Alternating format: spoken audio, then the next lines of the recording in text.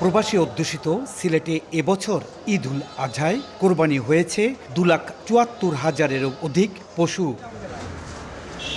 চলতি বছর ঢাকার বাইরে লবণজাত গরুর চামড়া প্রতি বর্গফুট গত বছরের চেয়ে $2 বাড়িয়ে 57 থেকে 62 টাকা নির্ধারণ করে সরকার। তবে ব্যবসায়ীদের অভিযোগ, ট্যানারিগুলো প্রতি বর্গফুট 25 থেকে 27 টাকার উপর দিতে রাজি নন।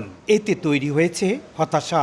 40 বছরের ভিতরে এই ধরনের চামড়া বেচা কিনে আমি দেখছি না। 40%, 30%, 50% টাকা পাবে, বাকি কোন 3-4 মাস হইবে, এটার কোনো গ্যারান্টি নাই। ব্যবসায়ীরা জানান, সিলেটে কোনো ট্যানারি না থাকায় সংগ্রহ করা চামড়া ঢাকার সাভার সহ অন্যান্য এলাকায় পাঠাতে হয়। এতে পরিবহন ব্যয় বাড়ে, নষ্ট হয় সময়, বঞ্চিত হতে হয় ন্যায্য দাম থেকে। অন্যদিকে ট্যানারিতে বড় অঙ্কের টাকা আটকে থাকায় দিন দিন বাড়ছে আর্থিক ক্ষতি। বছরের পর বছর লোকসান গুনতে গুনতে সিলেটের প্রায় 2 শতাধিক চামড়া ব্যবসায়ী তাদের ব্যবসা গুটিয়ে নিয়েছে বলে জানিয়েছেন। কোরবানির আগে তারা 50% টাকাটা মানে রাখিয়া দেয়।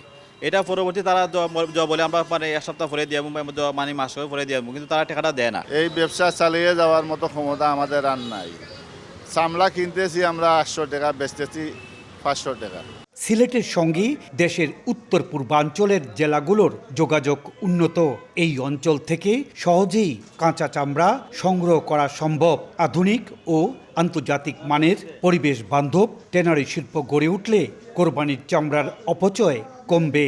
পাশাপাশি ন্যায্য মূল্য নিশ্চিতের সঙ্গে তৈরি হবে কর্মসংস্থানের সুযোগ, বলছেন ব্যবসায়ীরা।